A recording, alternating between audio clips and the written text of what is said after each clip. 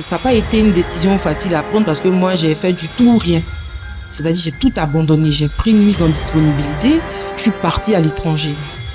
Et une fois sur place, les choses évoluent comment? Alors, déjà, quand je dois partir, je suis obligée de laisser mon petit garçon de 2 ans. C'est ça, c'était la chose la plus difficile. Quand on est dans un domaine et qu'on veut cerner ce domaine, pour moi, il faut faire du renforcement de capacité. Il n'y a que seulement de cette manière qu'on arrive à avoir du crédit et on arrive à s'imposer vis-à-vis de ses pairs. Toute situation est passagère. Aucune situation n'est figée. Quel que soit ce qu'on traverse comme difficulté, comme épreuve, c'est quelque chose de passager. Il faut se lever et puis il faut se dire que on peut changer les choses. Bienvenue aux 45 minutes des catalyseurs du développement. Ce podcast est réalisé en prélude au sommet des catalyseurs du développement. J'ai grandi dans la tempête.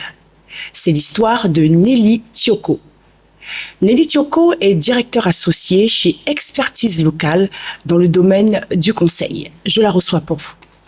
Bienvenue Nelly. Merci. Comment tu vas? Ouais, très bien, merci. Ça fait particulièrement plaisir de t'avoir. Je t'ai jamais reçu sur mon plateau. Oui, c'est ce que je constate, mais c'est avec beaucoup de plaisir aussi que je suis là et j'espère qu'on va pouvoir se parler à cœur ouvert. C'est vraiment le but de ce podcast. Okay. Alors Nelly, on va commencer par le commencement. Qui est Nelly Tioko? Nelly Tioko, à la base, c'est Nelly Kouadioblé, épouse Tioko. Je suis titulaire d'un MBA en GRH, d'un Master 2 en audit et contrôle de gestion et d'un certificat en finance islamique. Et j'ai fait pas mal de formations dans le domaine des ressources humaines et autres. D'accord, en termes de, je ne sais pas si je peux dire de qualité, de caractère, qui es-tu? Femme d'abnégation, de persévérance, d'ambition, qui es-tu? Je pense que je me définis un peu comme une personne qui est carriériste, une femme leader et une femme qui a de grandes ambitions. Quelquefois, j'arrive pas forcément à les caractériser, mais je pense que c'est comme ça que je me définis. Et ce caractère-là, il s'est forgé au fur et à mesure de mon parcours professionnel. Et aujourd'hui, je pense que je suis un peu perfectionniste sur les bords et puis très engagée sur le domaine professionnel. Très engagée. D'accord. C'est bien dit. Nelly, j'ai grandi dans la tempête. C'est ton histoire. On va se regarder. Et puis on va parler. Parle-moi de cette période de tribulation, cette période de vent violent. Qu'est-ce qui s'est passé? Alors, j'ai grandi dans la tempête. Je pense que ce thème me caractérise. Parce que, vous savez, dans une évolution professionnelle, elle n'est jamais linéaire. C'est toujours parsemé d'embûches. C'est toujours parsemé de difficultés. Mais ce qui nous donne la force, c'est comment est-ce que d'abord on réussit à identifier que la situation que nous sommes en train de traverser est une situation difficile et comment est-ce qu'on réussit à trouver les moyens de pouvoir s'en sortir. Alors moi, mon histoire, c'est un peu l'histoire de tout le monde. Donc quelqu'un qui commence sa carrière en cabinet, qui évolue. Mais dans l'évolution de cette carrière-là, je suis confrontée à la difficulté de l'expertise par rapport au domaine dans lequel j'évolue. Ça veut dire que j'ai fait un Master 2 en audit et contrôle de gestion et je me suis retrouvée à pratiquer les ressources humaines. Donc, je pratiquais les ressources humaines sans vraiment les connaître parce que c'est quelque chose que j'avais appris sur le tas. Et au fur et à mesure que je pratiquais, donc bien sûr, je faisais des erreurs, je faisais mal certaines choses. Et vraiment, je ressentais les choses par moments en plein visage. En plein visage. Et ça a été une période difficile de ma vie parce que tu as en face de toi des personnes qui ne t'accompagnent pas forcément dans la construction de ta carrière. Donc, tu te construis seul. avec un réseau que tu essaies de construire, qui peut être un réseau fébrile parce que c'est un réseau qui est composé, constitué essentiellement des personnes que tu connais, qui ne sont pas forcément des experts dans leur domaine. Et donc, quand tu passes par là, à un moment donné, tu te poses et tu te dis, peut-être qu'il faut faire les choses autrement. Peut-être que c'est le moment de prendre une décision pour faire un renforcement de capacité. Peut-être que c'est le moment d'aller se perfectionner. Peut-être que c'est le moment de faire un peu de retrait. Et je pense que ça a été le cas pour moi. Mais comment tu te retrouves justement aux ressources humaines? Pourquoi tu n'arrives pas à te caser justement dans le domaine c'est quoi que tu faisais de l'audit en fait? Comment tu te retrouves? Parce que j'imagine que visiblement tu n'aimais pas aussi. Non pas que je n'aimais pas. Si on veut, je vais peut-être commencer par le commencement. Voilà. Alors, ce que j'appelle le commencement, c'est au moment où j'ai le bac. D'accord. D'abord, au moment où j'ai le bac, je ne sais pas ce que je veux faire. C'est là que ça commence. Quand j'ai le bac, je ne sais pas ce que je veux faire. Et tout le monde me dit, oui, fais les finances, comptabilité, parce que c'était la chose qui était d'actualité. Presque à la mode. C'était la mode. C'était la mode. Et on me disait, oui, bon, les filles qui font gestion commerciale, c'est des filles qui sont jolies, mais qui n'ont rien dans la tête. Oui, c'était les stéréotypes. Tout à fait. Les préjugés. Et ceux qui font logistique, achat, c'est des choses trop dures. Donc, finance, comptabilité, en fait, c'était un peu pour les personnes qui étaient dites jolies, mais qui voulaient prouver qu'elles avaient de quoi dans la tête. Donc. Ça, c'était les préjugés quand on était très jeunes. On était très jeunes et tout. Et donc, c'est comme ça que je rentre dans les finances et dans la comptabilité. Donc, je fais un BTS en finance, comptabilité. Et quand je commence mon stage, j'étais dans une entreprise, une grande entreprise de la place. C'était 1 mois de stage. Donc, la première semaine, je passe dans les services et tout. La deuxième semaine, on me dit, bon, OK, là, maintenant, le stage va commencer. Et on rentre dans un bureau, on ferme la porte. On rentre dans un deuxième bureau, on ferme la porte. Et on me dit, oui, c'est là que le stage va commencer. Et pour les comptables qui vont suivre l'émission, ils comprendront, j'ai fait ce qu'on appelle le rapprochement bancaire. Donc, j'avais un grand cahier avec des lignes vertes et des lignes claires, vertes et claires, avec une grande règle. Et on me demande de faire le rapprochement bancaire. Alors, le rapprochement bancaire, c'est un exercice qui consiste à voir toutes les activités qui ont été faites de l'entreprise à la banque et de la banque à l'entreprise. D'accord. Donc, on essaie de comparer pour voir est-ce qu'il y a des écarts. D'accord. Donc, cet exercice-là que je devais faire. Mais je le trouvais tellement difficile, tellement pénible. Et c'était trop minutieux. Donc, quand je suis sortie de là la première journée, j'ai dit à mon père, je ne sais pas ce que je vais faire dans la vie, mais je sais ce que je ne veux pas faire. Je ne veux pas faire la comptabilité. Ça, ouais, c'est clair. D'accord. Pas de comptabilité. Pas de comptabilité pour moi, ce que je lui ai dit. D'accord. Donc, il a dit, mais tu viens d'avoir un BTS en finance comptabilité, qu'est-ce que tu vas faire? Donc, je cherche, je parle avec des gens. Et comme moi, j'ai cette facilité d'approcher les gens, je rencontre un jour un monsieur, pas un concours de circonstances, vraiment. Hein. Et c'est là qu'il me parle de l'audit. Donc, je dis, OK, d'accord. Donc, je vais aller faire l'audit. Donc, je vais faire l'audit. Après, je me suis retrouvée un jour sur une opportunité. Il fallait organiser un événement dans l'audit. Et c'est quelque chose qui m'a plu. D'accord. Donc, je dis, OK, d'accord. Donc, je pense que j'ai trouvé ma voie. Ma voie, c'est de faire l'audit. Et tu aimais? Et j'aimais l'audit. D'accord. Parce que après, j'ai fait un stage aussi en audit. Et c'est quelque chose que j'appréciais parce qu'il y avait des procédures derrière. Il fallait s'assurer que l'entreprise respectait les procédures et ainsi de suite. Donc, ça me plaisait et j'étais dans l'audit. Et donc, c'est comme ça que petit à petit, après, j'ai une opportunité dans un cabinet international. Et quand je rentre dans le cabinet, pour moi, je partais faire l'audit. D'accord. Mais l'audit au sens strict du terme, quoi. D'accord. Et j'arrive, on me dit, OK, comme il n'y a pas de place à l'audit financier, tu vas aller au conseil. Et le conseil, il est plus large. D'accord. Donc, j'arrive au conseil. Donc, on commence par des audits organisationnels. Et dans les audits organisationnels, il y a le côté juridique, financier et le côté ressources humaines qu'on regarde. Et puis, tous les aspects. Et donc, petit à petit, c'est un peu comme si, au niveau de l'équipe, on n'avait pas forcément des gens pour faire l'audit RH. Donc, c'est comme ça qu'on me donne des tâches à faire en ressources humaines. Et puis après, je découvre le recrutement.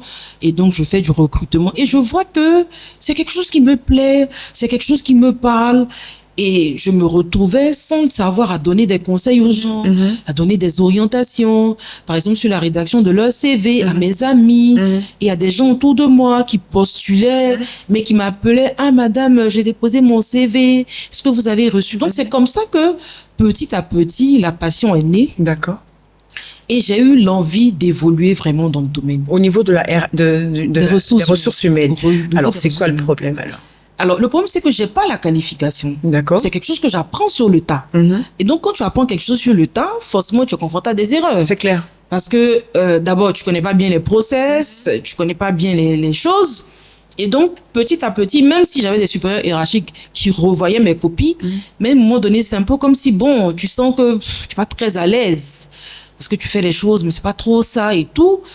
Et donc, je me dis, bon, ok, tu fais quelque chose depuis plusieurs années, ça te plaît, tu essaies de te perfectionner dedans, mais pour avoir du crédit, parce que j'aspirais à devenir directrice des ressources humaines, donc je me dis, pour avoir du crédit, il faut que j'ai le diplôme, parce que en cabinet, par moment, on est sur des appels d'offres. Et sur les appels d'offres, il y a certes les critères du cabinet, mais il y a aussi les critères du consultant. Et donc, sur la phase critères des consultants, j'avais les points sur l'expérience, parce que j'avais l'expérience que je pratiquais, que je connaissais. Mais au niveau du diplôme, j'avais pas le point. Parce que j'avais pas la spécificité ressources humaines. D'accord. Après le franc succès de la première édition, revoilà le sommet des catalyseurs du développement. Organisée par le ministère catholique de transformation et de développement, cette plateforme se veut être un canal pour encourager, pour booster le leadership inspiré de valeurs chrétiennes.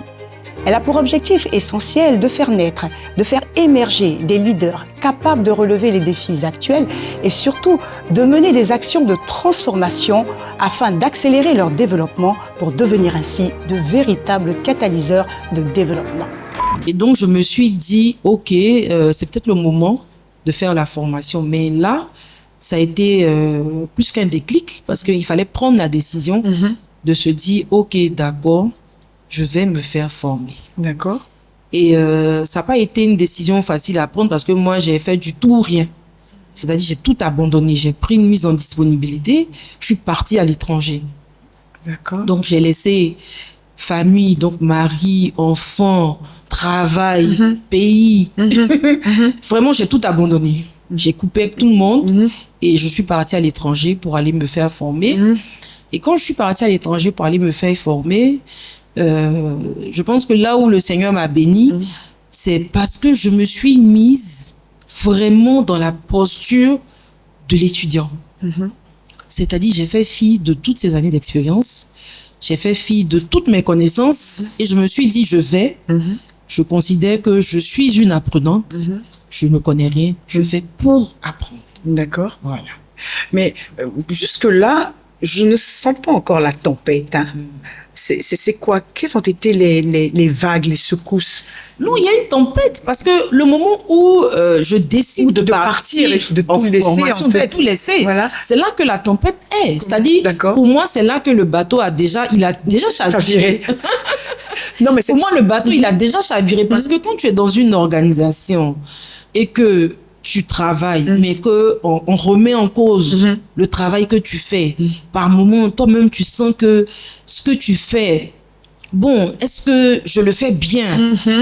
Toutes ces choses. Oui, d'accord. Donc, tu te dis à un moment donné, peut-être qu'il faut que je fasse du renforcement de capacité. Donc, au jour d'aujourd'hui, bon, il y a beaucoup d'années qui sont passées. Je ne peux pas vous dire, on m'a dit comme ça. Oui, bien sûr. Mais dans l'évolution, tu sens que voilà, il faut que tu passes à un autre niveau. Parce que comme je l'ai dit tantôt, quand on est sur les appels d'offres, j'ai les points, mais sur la spécificité du diplôme, je ne l'ai pas. Bien sûr. Et moi-même, on n'a pas meilleur évaluateur que soi-même. Bien sûr. Donc moi-même, vis-à-vis du miroir, je me dis, mais peut-être que c'est le moment aussi de pouvoir faire du renforcement des capacités parce que j'avais une vision pour moi. Je ne me voyais pas comme une simple consultante dans un cabinet. Je me voyais comme une directrice générale en train d'avoir plusieurs personnes à administrer et autres. Et donc, je me disais, pour cette vision que j'ai pour moi-même, je ne peux pas me contenter, en fait, de ce que j'ai fait comme formation. Il faut que j'aille au-delà. Et donc, c'est vrai que laisser la famille, laisser les enfants et tout, il y a ce déchirement. Et une fois sur place, les choses évoluent comment?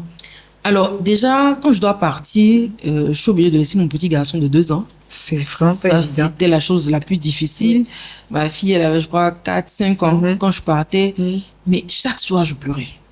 Parce que moi, j'ai jamais quitté le cocon familial. Moi, j'ai toujours été avec mes parents. Je suis restée avec mes parents jusqu'à ce que je me marie. Donc, j'ai jamais vécu seule. Bien sûr. Et donc, là, je pars à l'extérieur. Bon, je me retrouve toute seule parce que je suis arrivée avant la rentrée. Donc, j'ai pas de travail, j'ai pas d'amis, j'ai rien à étudier. Donc, limite, je m'ennuie. Mais c'était trop difficile. C'est-à-dire, chaque jour, je pleurais. Et quand j'appelais ma mère, et je venais de perdre mon père, donc dans tous les prétextes, c'était là. C'est-à-dire que, donc il y a ça, il y a cette séparation avec la famille, il y a cette séparation encore plus douloureuse avec la mort de ton père. Exactement. Donc il y a la solitude là où tu pars. C'était quoi? C'était en France? Non, j'étais juste au Sénégal. Au Sénégal. J'étais juste au Sénégal. Donc il y a ces douleurs là. Donc tu appelles ta mère. Donc j'appelle ma mère tous les soirs pratiquement, et puis je pleure. Je dis, mais pourquoi je suis venue? En fait, j'aurais pas dû. C'était pas utile. J'aurais pu rester en Côte d'Ivoire et puis me former. Mais pourquoi? Donc, elle m'a dit, mais de toutes les façons, tu vas réussir. C'était ça, en fait, les mots qu'elle utilisait. Elle dit, tu vas réussir. Je dis, mais comment ça? Elle dit, mais tu n'as pas d'autre choix. Tu n'as pas d'autre choix. Puisque personne ne prend autant de risques pour échouer. Oui. Donc, si tu es arrivé jusque là-bas, tu vas réussir. Et j'ai mes amis, mes anciens collègues aujourd'hui qui n'arrêtaient pas de me dire, mais Nelly, tu vas réussir, mais tu es brave, tu vas être une femme influente, tu vas faire de grandes choses. Et quand ils me disaient ça, je me disais, mais attends, qu'est-ce qu'ils voient en fait? Bon, moi, je suis juste venue en formation. Je voyais pas plus loin que, voilà. Mais aujourd'hui, je peux dire que je comprends un peu pourquoi les gens l'avaient dit. Parce que même aujourd'hui, je suis pas sûre de faire un si grand sacrifice, mais ça a été une période difficile de tout abandonner, de partir. Mais là où ça a été, je pense que j'ai été un peu honnête vis-à-vis de moi-même, parce que quand on est dans un domaine et qu'on veut cerner ce domaine, pour moi, il faut faire du renforcement de capacité. Il n'y a que seulement de cette manière qu'on arrive à avoir du crédit et on arrive à s'imposer vis-à-vis de ses pairs. Alors, au Sénégal, tu pars pour tes études, tu réussis cette formation, tu réussis, ça va, ça se passe bien? Alors, le Sénégal, ça a été la plus belle expérience de ma vie. D'accord. Professionnelle, humaine, financière, sociale. Ça a été l'une des plus belles expériences de ma vie. Parce que quand j'arrive au Sénégal, donc je m'inscris, je commence les cours et j'étais le gouverneur de la classe. Donc c'est comme ça qu'on appelle les responsables d'équipe et tout. Et même mes professeurs n'arrêtaient pas de me dire, toi tu es vrai gouverneur, hein? Tu voyages, donc ça me faisait rigoler. Et puis quand j'étais ici en cabinet, j'avais un client au Sénégal. Bon, on en avait plusieurs. Et quand j'avais conduit des processus de recrutement, j'avais gardé le contact avec certains patrons.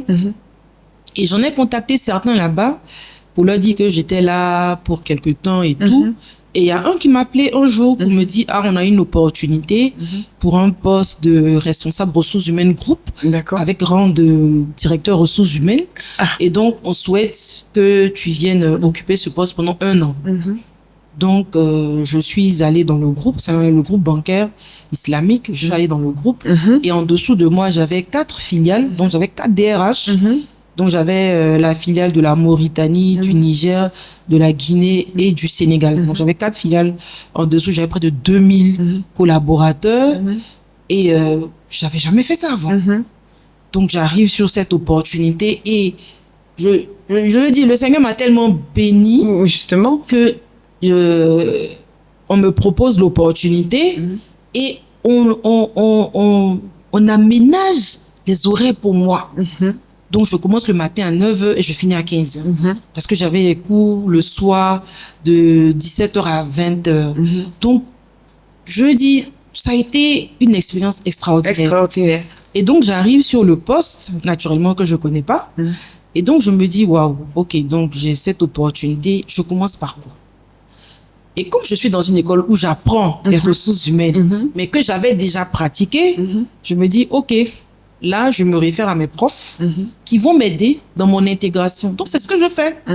Je m'appuie sur mes profs et quand j'ai une problématique, j'essaie de la résoudre, mais je me cachais pour les consulter, pour leur demander des orientations et tout. Et je réussissais dans ce que je faisais. Je réussissais dans ce que je faisais et j'avais même rendu ce témoignage. J'ai eu une très belle expérience financière parce qu'on m'a proposé beaucoup d'argent. Ah oui? Raconte-nous. Oui. Et quand on m'a fait la proposition du salaire, j'ai dit, mais qu'est-ce que je vais faire de tout cet argent en fait?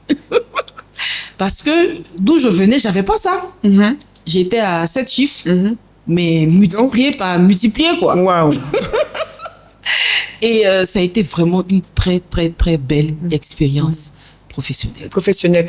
Moi, ce que j'ai envie de savoir, c'est que tu disais à l'entame de ton témoignage que tu arrives au Sénégal, tu es un peu dans cette période sombre.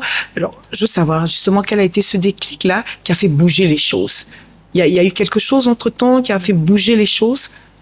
Je peux dire que c'est mon abnégation, hein, parce que quand je suis arrivée au Sénégal, je suis pas restée assise en fait. C'est-à-dire que j'ai essayé de voir, d'abord avant de partir, j'ai essayé de regarder dans mes contacts, puisque j'avais la chance d'évoluer dans un cabinet international quand même. Donc, j'avais des contacts au Sénégal, mais des contacts professionnels. D'accord. Donc, j'ai essayé d'appeler ces contacts, maintenir la relation et puis les préparer un peu, on va dire, sur mon arrivée. Et quand je suis arrivée, la petite histoire, c'est que souvent, je l'oublie. Quand je suis arrivée, je voulais absolument faire un stage. Et donc, j'avais mes professeurs qui étaient tous des DRH. Et donc, je suis allée les voir pour leur dire que je vais faire un stage. Donc, ils m'ont dit, mais toi, tu as 6 ans d'années d'expérience professionnelle. Pourquoi tu veux faire un stage? Cherche un emploi. Je dis, mais moi, je suis une étudiante. Étudiante, c'est ça. Je dis, je suis une étudiante. Dans ton esprit, tu étais étudiante. Ça, tu l'as dit dès le départ. Oui. Voilà. Donc, je leur ai dit, mais je suis une étudiante. Pourquoi vous voulez que j'ai une opportunité d'emploi forcément? Je veux un stage. Je veux un stage. Donc, j'ai mis la pression à tout le monde. Pour les professeurs, comme j'étais le gouverneur.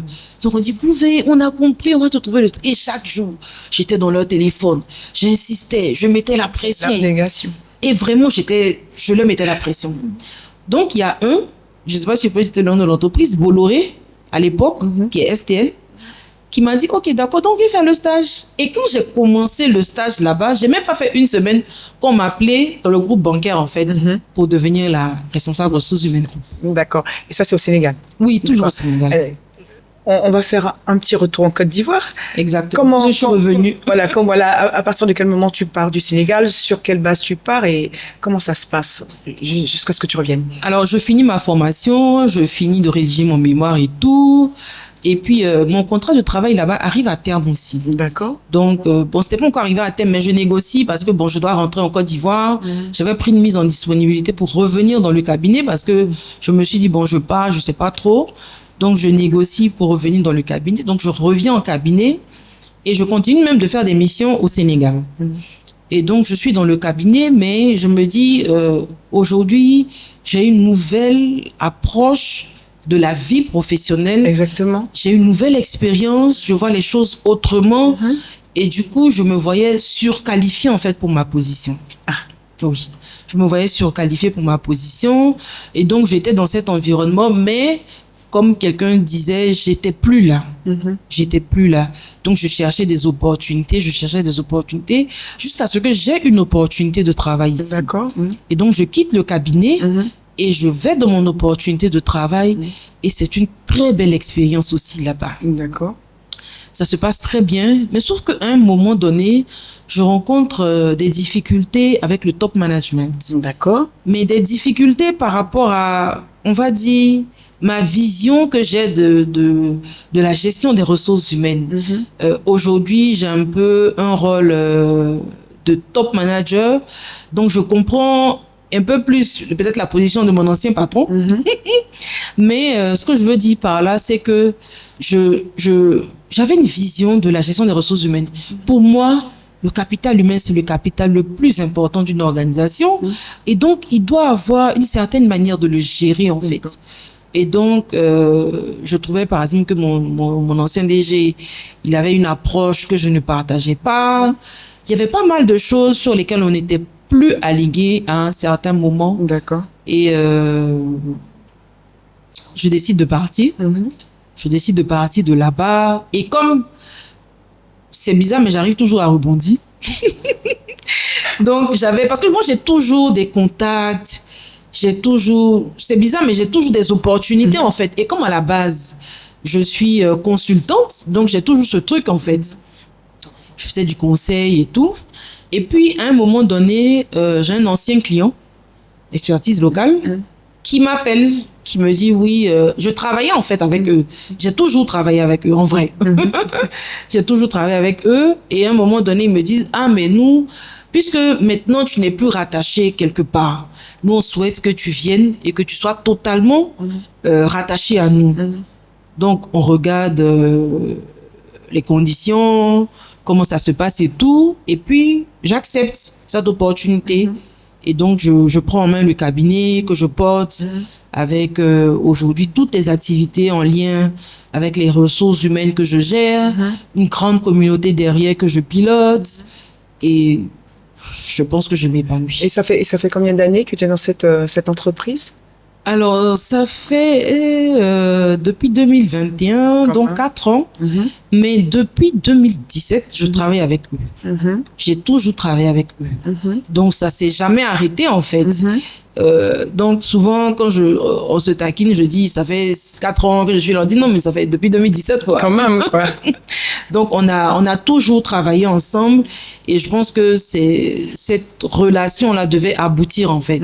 Et c'est à ça que nous sommes. Et quand tu regardes en arrière, cette petite tempête ou cette grande tempête, ça dépend de comment on voit le verre, s'il est à moitié plein ou à moitié vide. Quand tu regardes en arrière, on n'a pas envie d'être dans une tempête, mais est-ce que tu regrettes, tu regardes cette tempête avec des yeux de regret, d'amertume, où tu te dis, c'était un chemin indispensable pour être là où tu es? Non, je pense que ce chemin-là m'a permis plutôt de me bonifier. Je vais dire ça comme ça. Parce que aujourd'hui, je comprends un peu mieux les attentes de mes supérieurs hiérarchiques, on s'entend. Et moi aussi, vis-à-vis de mes collaborateurs, puisque j'ai été collaboratrice aussi, j'essaie de les accompagner. Et moi, aujourd'hui, je me caractérise comme un manager qui encadre ses équipes. Ça, c'est une chose à laquelle je tiens beaucoup. Et puis, j'essaie vraiment de les valoriser. C'est-à-dire que moi, si je travaille avec quelqu'un de mon équipe et que la personne me fait une proposition, que je suis en comité de direction, je dis, c'est Ghislaine qui m'a proposé ça. D'accord. Vraiment, je mets toujours en avant mes équipes. Toujours. C'est-à-dire, si quelqu'un a fait un travail qu'il a bien fait, je le félicite. Mais quand je suis en comité de direction, je dis, c'est telle personne qui l'a fait. Et devant les directeurs, quand il y a une réunion, je dis, non, viens présenter ce que tu as fait. Tu as bien fait le travail. Et j'essaie d'encourager. Et je me dis que dans la vie, il faut donner la chance aux gens. Parce que pour moi, personne n'est pas capable de faire quelque chose. C'est juste que la personne n'est peut-être pas à son poste. C'est comme si vous avez... Peut-être la booster aussi, l'aider. Oui, tout à fait. Parce que pour moi, tout le monde a du potentiel. C'est comme si vous demandez à un poisson de grimper un arbre. Donc, si vous n'arrivez pas à identifier le profil de la personne pour savoir si ce profil-là correspond à ce qu'il soit dans l'eau ou sur un arbre, vous allez lui demander des choses qu'il ne va pas faire. Alors qu'en vrai, la personne est capable de le faire, mais elle n'est juste pas dans son environnement, en fait. Tu es une bonne, c'est quoi, c'est vraiment, c'est DRH, c'est ça? Je suis aussi DRH, je pilote au niveau du groupe, les entités, les collaborateurs. D'accord. Donc, finalement, de l'audit à la DRH, bon. Tant de chemin parcouru. Tant de chemin parcouru. Alors, Nelly, nous approchons le sommet des catalyseurs du développement. On connaît le thème, devenir grand. Quelle est comment tu conçois ce thème? Comment tu entrevois ce thème, devenir grand? Alors, pour moi, devenir grand passe par une série d'étapes. D'abord, la première étape, c'est à un moment donné de sa vie ou de sa carrière professionnelle, parce que c'est ce qui nous caractérise aussi. Un moment de sa carrière professionnelle, c'est de pouvoir faire une sorte de mea culpa, de pouvoir se regarder dans le miroir et de dire, je suis à tel niveau, voici mon niveau de compétence, voici là où est-ce que je vais aller, voici le gap, comment est-ce que je réussis à combler ce gap. Donc pour moi, c'est d'abord ça la première étape. D'accord.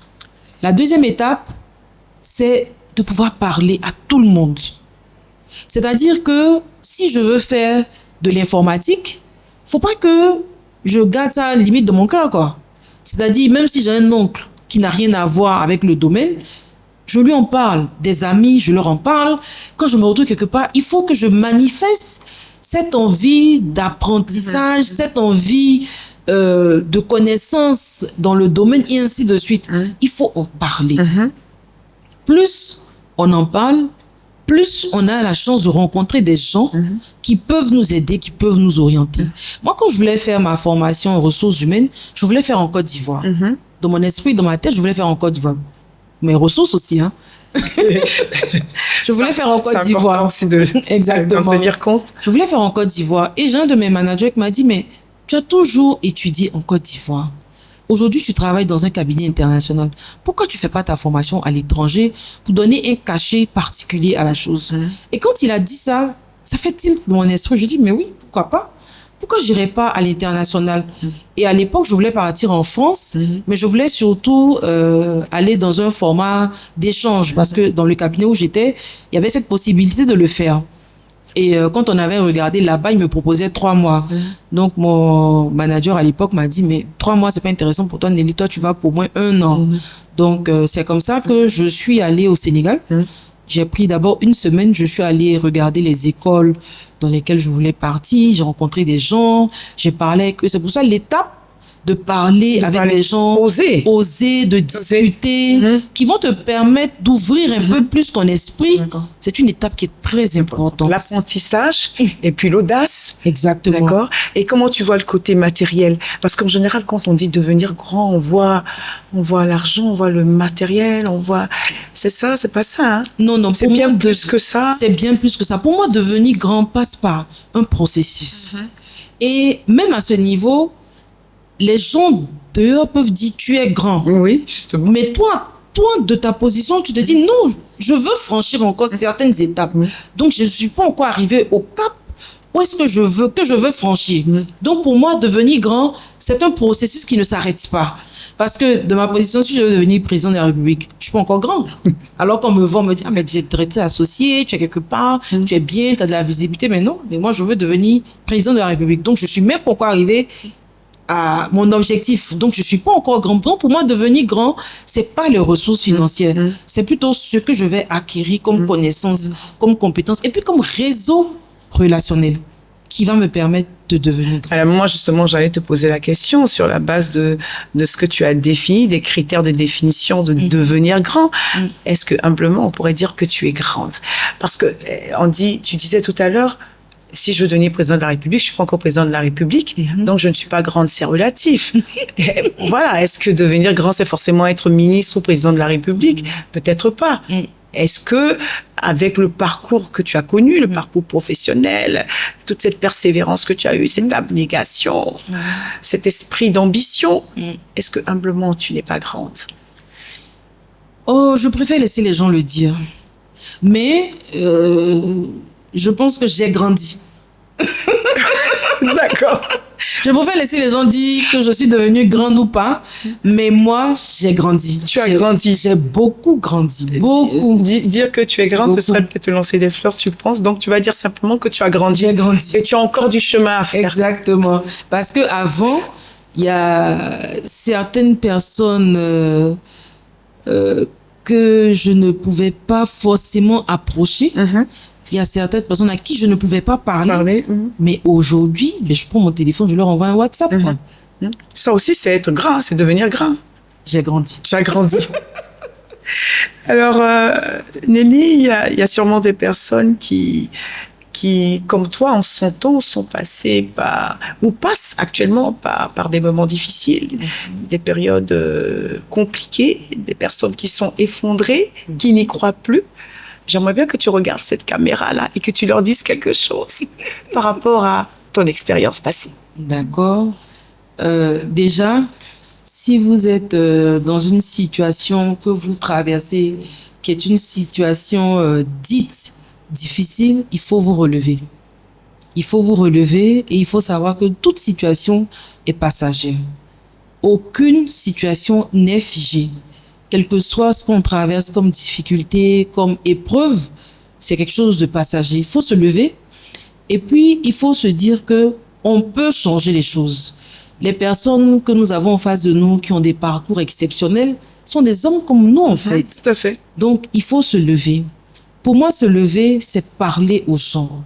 Aujourd'hui, moi j'ai eu la chance aussi bien dans ma carrière professionnelle de me faire encadrer par le frère Gervais Ewi, qui est le responsable de la maison EPT, mais il a été d'un grand impact et d'un accompagnement fort en fait, aussi bien au niveau de ma carrière professionnelle que de toute ma vie même en fait. Et donc, il y a ces personnes-là qui sont là. On a nos familles, on a nos conjoints, on a nos enfants. Donc, il faut prendre courage et puis se regarder dans le miroir pour savoir là où est-ce que ça ne va pas. Si on est comptable et on pense que la comptabilité que nous faisons, nous ne sommes pas suffisamment valorisés, mais il faut aller dans des foires. Faut aller dans des forums, faut rencontrer les gens, faut pas rester cloîtré dans son même espace. Il faut sortir, il faut ouvrir les yeux, faut chercher à rencontrer des gens. Et puis, il faut exister aussi socialement, sur les réseaux sociaux notamment. Donc, il faut que chacun à son niveau se lève de sa position pour faire un pas. Parce que tant qu'on reste couché, même quand on prie, on croit tous en Dieu. Même quand on prie et qu'on ne pose aucun acte, il n'y a rien qui se déclenche comme situation. Voilà. En tout cas, merci Nelly. Ça a été un plaisir de t'avoir. Merci pour ce témoignage impactant. Merci beaucoup. Ça a été un réel plaisir de partager ce moment-là. On n'a pas très souvent le temps de se poser, de regarder en arrière, de se rappeler de tout ce qu'on a vécu, parce que de loin, on peut penser que tout a été un long fleuve tranquille. Tranquille, tout à fait. Alors que ce n'est pas du tout le cas. On est passé par des difficultés. Et moi, de toutes les difficultés que j'ai pu rencontrer, je me suis appuyée sur le Seigneur. Sur le Seigneur. Je me suis appuyée sur le Seigneur. Et la dernière... je dirais pas la dernière tempête, mais la tempête la plus récente, c'est que au moment où je devais écrire ma lettre de démission, je l'ai confiée au Seigneur. Oui. Je l'ai confiée au Seigneur et j'ai demandé au Seigneur quelle était l'action que je devais avoir vis-à-vis de cette entreprise-là. Il m'a dit pas. Il m'a dit pas. Et quand je suis partie, il ne m'a pas lâché jusqu'à aujourd'hui. Il ne m'a pas lâché. Et je pense pas qu'il me lâchera. En tout cas, c'est bien de donner le dernier mot avec le Seigneur. Et moi, j'ai envie de dire que quelle que soit la situation, Dieu rebâtit même sur des ruines. Merci, mesdames et messieurs, pour votre attention et à très bientôt.